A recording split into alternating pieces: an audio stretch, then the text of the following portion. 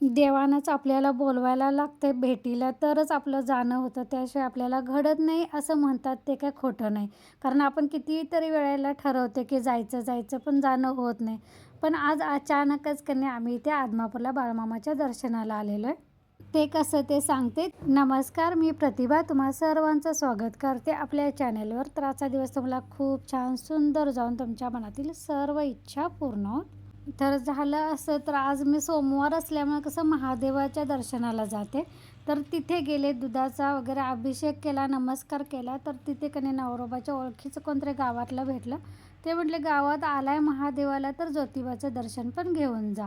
मग तसंच तिथल्याच गावातल्या आमच्या ज्योतिबाच्या मंदिरात गेलो, तिथं दर्शन घेतलं. आणि अचानक म्हटलं आता वेळ पण आहे, निवांत पण आहे, बाळूमामाला आदमापूरला जाऊन येऊया. म्हणून आम्ही आता इथे बाळूमामाकडे आलेलो आहे. तर मी आले ती मागची बाजू होती. आता मी बाळूमामांचं दर्शन घेतलं. त्यानंतर इथे डाव्या बाजूला म्हणजे बाळूमामाच्या त्या दरवाज्यातून बाहेर आलं दत्तगुरूंचं छोटंसं मंदिर आहे, तिथे दर्शन घेतलं. आणि ही बघा, ही पुढची लाईन आहे, म्हणजे पुढचा दरवाजा आहे. आणि हा मागच्या बाजूचा म्हणजे पुढच्याच पहिल्यांदा हा दरवाजा लागतो. इथून पण तुम्ही आत येऊ शकताय, नाहीतर ते मेन दरवाजा आहे तो आता समोरून, तिथून लाईन खरी तर सुरू होते, तिथून येऊ शकताय. तर आतलं गाभाऱ्यातलं काय शूट करायला चालत नाही, त्यामुळे मी तिथलं काय केलेलं नाही. पण तुम्हाला इथून देव दिसतोय का दाखवते. तर हे बघा, हे भलं मोठं झाड आहे. इथे असं साईडनं असं ते भंडारा वगैरे ज्याची इच्छा असेल ते कॉईन वगैरे ते भंडारात बुडवून चिकटवतात, अशी श्रद्धा आहे. त्यामुळे तिथे लोक ते करतात. तर इथे बघा, हे पुढचं दरवाजा आहे. तर तुम्हाला मी झूम करून दाखवते. बाळूमामांचं दर्शन झालं तर झालं, कदाचित होणार नाही, कारण बाहेर सूर्यकिरण आहे आणि आत असा अंधार दिसतो. हे बघा, नाहीच दिसलेलं आहे. ठीक आहे, असं तुम्ही इथल्या मंदिराचं का असं ना, कळसाचं दर्शन घ्या, कारण कळसाचं दर्शन महत्त्वाचं असतं. तर इथे मी दर्शन घेतलं. त्यानंतर आम्ही दोघांनी थोडासा फोटो काढले. तर मेन दरवाजाच्या आतून आलं असं मोठं असं पटांगण आहे, अशी रिकामी जागा आहे. आम्ही बाळूमामाचा सप्ताह असताना आरतीला वगैरे आलो ना, तर इथं खाली बसायचं आणि समोर आत आरती होते. तर तुम्हाला इकडलं थोडंसं दाखवतो. ह्या पायऱ्या चढून गेल्या की वर तुम्ही अगरबत्ती वगैरे देऊ शकता आणि तिथूनच प्रसादाचं ताट वगैरे धुवून तुम्ही इकडे येऊन लाईनला उभे राहू शकता. तर मी आता इथं लांबची जी प्रवास आहेत, ह्या बिल्डिंगच्या बाहेर पलीकडे पण एक बिल्डिंग आहे, म्हणजे तिथं बघताना राहण्याची सोय आहे. नसेल तर इथं जी रिकामी जागा आहे इथं पण राहतात लोक. तर मी आता आलेलं आहे ही मागची बाजू, इथूनच आम्ही आत गेलेलो होतो. तर ही बघा, मागच्या बाजूनं पण केवढी मोठी रांग आहे.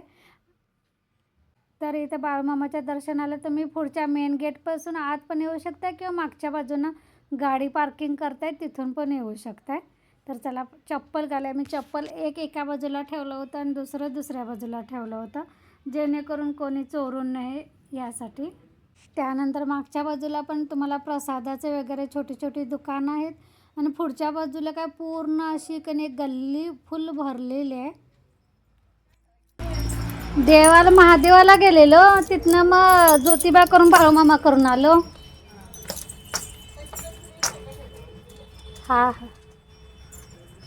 तर इथं आता घरी पोहोचलेल्या वाऱ्यानं धुळीनं डोळ्यातून इतकं पाणी येत होतं माझ्या.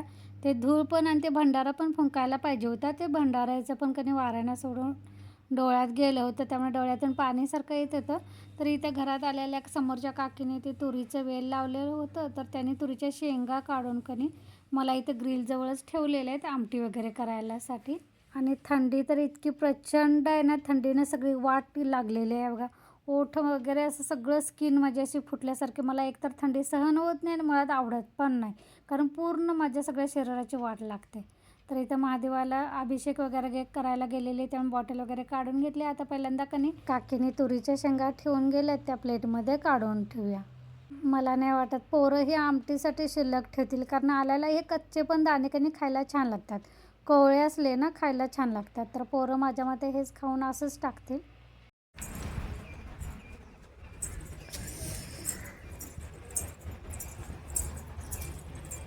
काढलं सगळं वरले शेंडे काढले, त्याला आता पाणी सोडतो म्हणजे शेंगा आहेत आता. हां हां. मग जेव्हा आळ्या लावून ती काढून ठेवायची तिकडं. उन्हाळ्यावर घातला मोठं बुरखा तरी सांगणार हां हां. तर हे पुस्तक मी ऑनलाईन मागवलं होतं, ते पण मला वाचायला सुरुवात करायची आहे. आणि हा आमचा चार्ली बघा, फक्त मी वाट बघतच होता मी कधी घरात येते आणि दरवाजा उघडते. थंडीमुळे कधी अजिबात बाहेर जायला बघत नाही, दिवसभर असा घरात झोपून असतोय. चला तर कधी भात लावूया. भात लावायचा बाकी होता, बाकी सगळं माझं आवरलेलं होतं. म्हणजे कोबीची भाजी, चपाती, त्यानंतर मी जगदाळ्याच्या दाण्यांची आमटी केली होती. भांडी, ओटा, देवपूजा सगळंच माझं झालेलं होतं.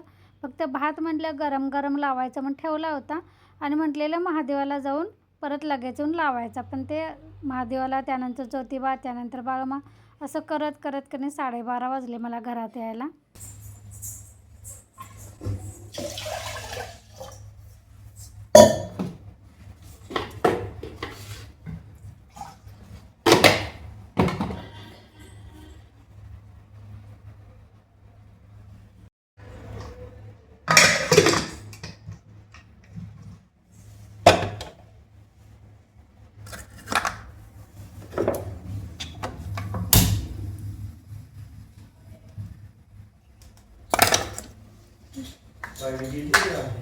गेली लाईट समोर.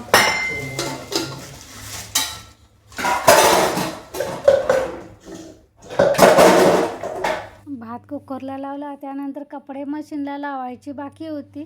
त्यामुळे मशीनमध्ये कपडे टाकले, लिक्विड टाकलं आणि बटन चालू करताना लक्षात आलं की आज लाईट नाही. मग ते तसंच लावून ठेवलं. फक्त लाईट आल्यानंतर म्हटलं बटन वगैरे चालू करायचं. आणि आज मला वर्कशॉपचे कपडे पण गरम पाण्यात भिजत घालायची होती.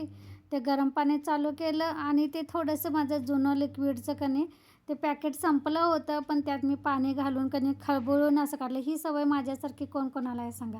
म्हणजे तरी पण कणी त्यात लिक्विड असतं. आता तुम्ही म्हणाल संपलेल्यात काय पाणी घालून कणी काढायचं, तरी पण असं चिकटलेलं असतेच त्या पाकिटाला, ते भरपूर निघते बघा. तर ते घातलं, कपडे भिजत घातली. म्हटलं तासभर गरम पाण्यात भिजू देत, त्यानंतर मशीनला लावेन किंवा मग दुपारनंतर हातानं धुवून टाकेन. तर हे माझी कामं आवरतोपर्यंत माझा भाताचा कुकर पण झाला होता. भाताचा कुकर बंद केला, थोड्या वेळानं जेवले, थोडंसं खाल्लं, तोपर्यंतच गीता काकी आल्या. त्यानंतर मग मी लगेच ज्वारीचं दळप करायला सुरुवात केली, कारण ज्वारीचं पीठ संपलं होतं आणि ज्वारीचं दळप करायचं होतं. पण मी दुपारनंतर करायचं ठरवलं होतं. पण काकी आल्या, म्हटलं वेळ आहे तर उन्हात बसून आपण दळप निवडूया चला. त्यामुळे मग त्यांच्यासोबत बाहेर दळप केलं.